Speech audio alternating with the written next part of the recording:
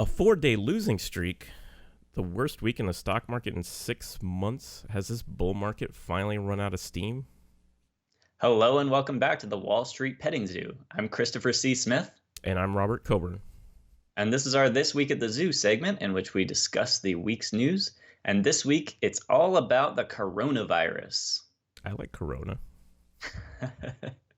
We did get some really good earnings this week, Robert. We had IBM earnings that came in great. We had Intel, American Express, Sally Mae. I actually missed out on Sally Mae because I decided I was going to hold fewer stocks. I had like 40 stocks and I wanted to spend less time on it. So I drew down to 10. And then Sally Mae jumped 30%. And I felt really mad at myself for getting out of it. But that's how it goes sometimes. But the big news this week was coronavirus. And that story was already developing when we released our episode last week, but we neglected to report on it.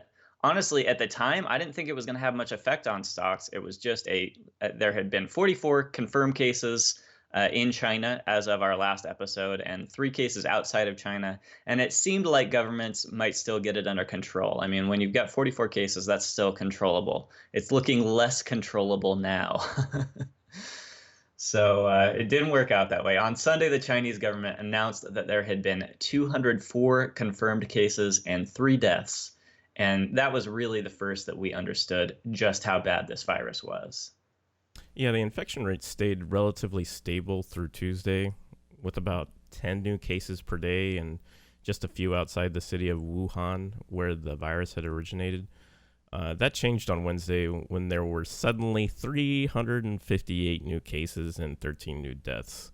On Thursday and Friday, we averaged about 250 new cases and 12 new deaths per day, with the virus spreading to nearly every province in China, which is pretty scary. That's a serious acceleration of the virus's spread. The Chinese government responded on Thursday by quarantining Wuhan, Ezhou, and Huanggang, and canceling the New Year celebration in Beijing, which, of course, the Lunar New Year is actually today, or I think for China right now, I think it's in like the prime time right now for Beijing right now. I'm not sure about the time change. But both the U.S. and Chinese stock indexes dropped on the news, though, of course, China stocks took the biggest hit because the epidemic is much worse there.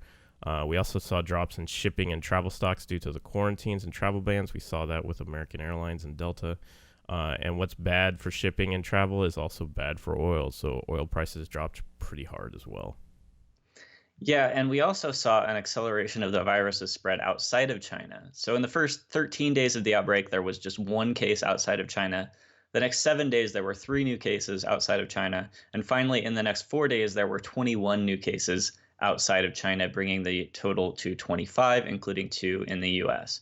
We haven't seen major epidemics or outbreaks anywhere outside of China right now. I think the 2 places where we've had the most cases are Hong Kong and Thailand, both with 5 cases each. So no major outbreak outside of China yet. But we've seen the roster of countries with cases grow, including Australia has 1 case right now. And so it is spreading a little bit outside of China, and there's always the risk that we will have a major outbreak outside of China. So far, the U.S. stock indexes have gone down a little bit, but they haven't, absolutely tanked. If we do see a major outbreak in the U.S., I think they could absolutely tank on the order of what we've seen in China stocks. So it's definitely a risky time in the U.S. stock market. Just on the risk that we will have some kind of major outbreak here in the United States. If you'd like to track the spread of coronavirus, there is an interactive dashboard where you can do that. They essentially are updating the number of cases, the number of deaths in real time. They show you which provinces in China. They break down, how many cases in each province, and they also break down how many cases in each country. So we'll put a link to that underneath our YouTube video so that you can go check it out yourself, and you can watch over the course of this next week to see whether the spread of the virus is accelerating or decelerating. In the 16 hours or so since I checked it last night, we've added about 400 new cases and 9 new cases outside China. There have been fewer deaths than we've been averaging in the last few days, so that's good. Maybe they're at least getting a handle on getting people into hospitals, getting them treatment, and so forth. But the rate of the spread of the virus, the number of new cases, seems to be accelerating over the weekend. So I predict that the market will continue downward on Monday on news of this continued acceleration of the spread of the virus. So I actually this essentially is the only news that we are reporting on this week because it is such a dominating story. Even a lot of the earnings, you'd see a bump in the stock and then the stock would continue downward. As Robert mentioned, in some of the airline stocks, they reported really great earnings and then they went down anyway because of this coronavirus stuff. So um, this kind of has obscured any of the other news out there in the US economy. So pay attention to this story. The stock market tends to have stories that sort of dominate for a period of time. It has been the China trade deal. We finally signed a China trade deal, so that story has petered out. And now we're on to this coronavirus story. So this is likely to be the dominating story for the next at least a couple weeks and possibly much longer than that. We'll see.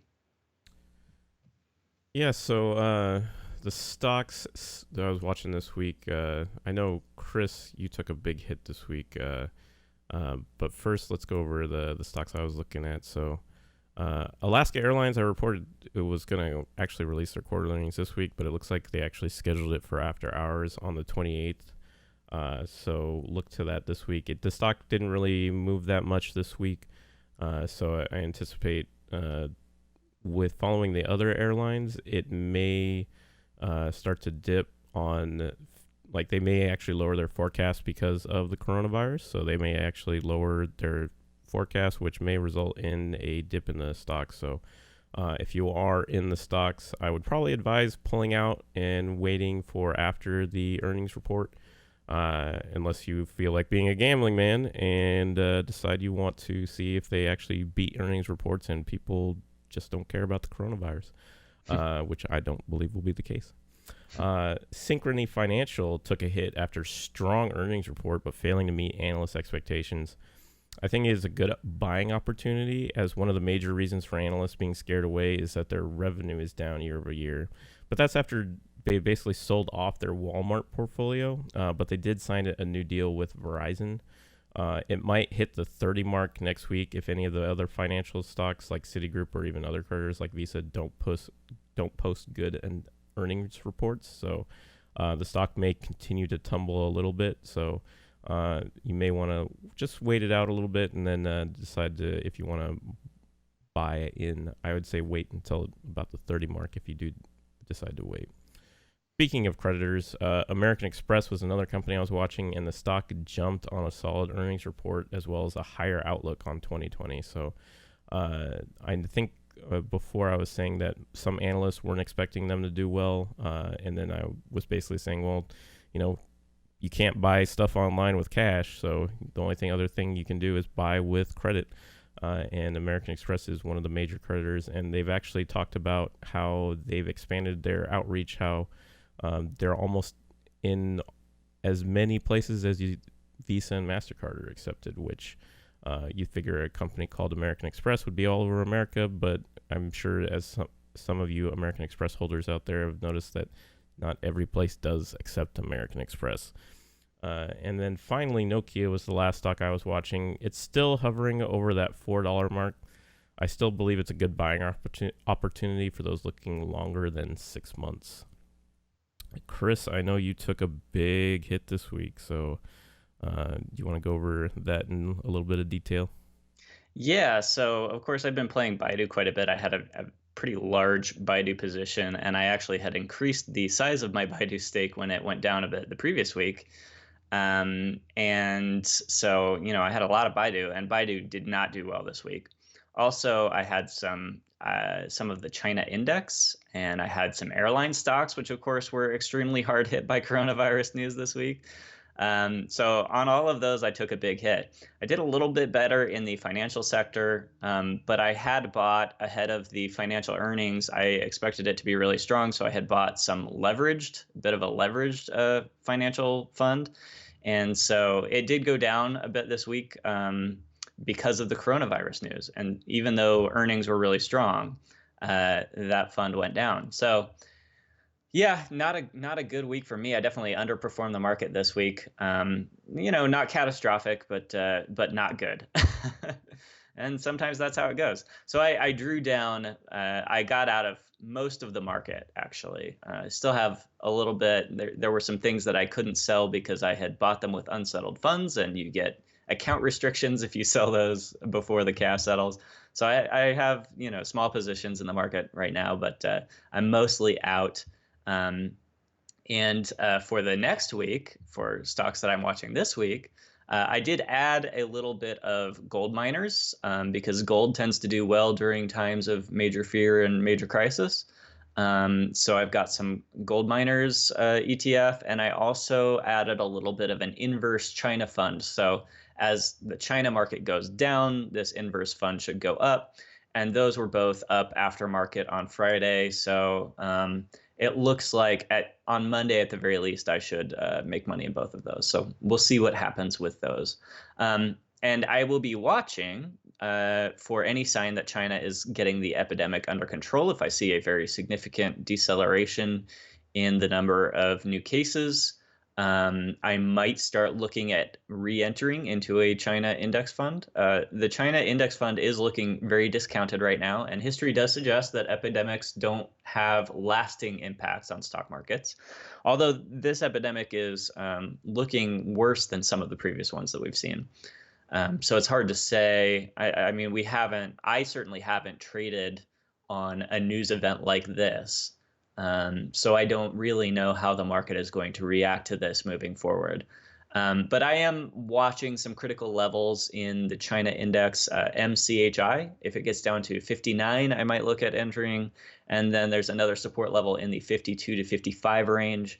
So if it gets down to those critical levels, then I will start looking at possibly entering.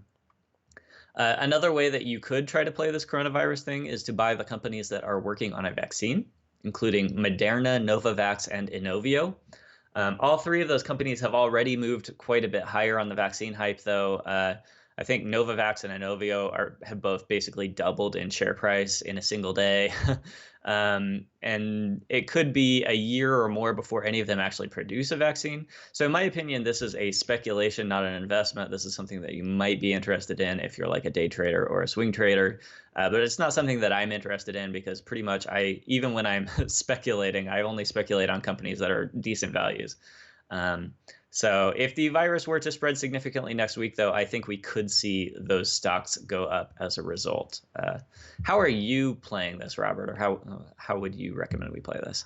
Well, I think with all the coronavirus news causing the market to fall, I think this is a good opportunity to monitor stocks you may have been eyeing for a while. So and when I say monitor, because as Chris said, we didn't really report on the news last week about the virus because we didn't anticipate it to gain much traction. But with the increases in cases, it's not a smart move to be dumping your money into the market right now. I do feel there are some stocks that may be immune to the growing epidemic. And which stocks are those? Netflix. What do people do when people are sick or have the fear of getting sick? They stay home. Now, Netflix reported strong earnings this week, but there's another stock that is going to be reporting earnings, and it's one that rallied last quarter, and that is Disney. I believe Disney Plus is going to propel Disney's stock to surpass 150, maybe even 160. And in a crazy world, maybe $200. I doubt it will hit the $200 this quarter, but investors see blood in the water with all these other stocks going down.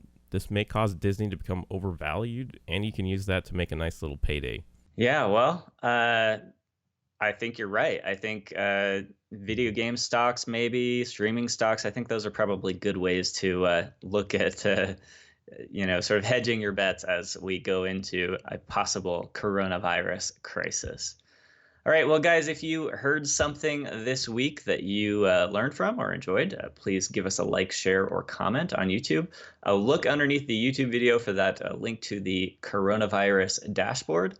And also look for the link to our Webull referral. If you set up a Webull account and add $100 using our referral link, then you get a free stock, and we also get a free stock. That helps support the podcast. And we really appreciate you sharing the podcast with your friends. Go to Twitter or Facebook. We've also got links for those underneath the YouTube video. You can follow us on Twitter, follow us on Facebook, and share with your friends. Thanks so much for coming to hang out with us this week at the zoo, and we will see you next week. Don't drink Corona.